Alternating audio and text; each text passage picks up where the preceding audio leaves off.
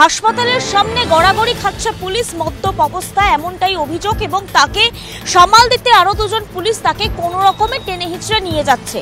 এই ছবি আর কোথাওকার নয়, বরং এই ছবিটাই কলকাতার মেডিকেল কলেজে। এই ছবি দেখে আটকে উঠছে অনেকেই। অভয়াকাণ্ডের 7 মাস পরে যে ছবিটা বা হাসপাতালের নিরাপত্তার ছবিটা এক ফোঁটা পাল্টায়নি, সেটা এই ছবিটা দেখতেই কিন্তু কার্যত স্পষ্ট হয়।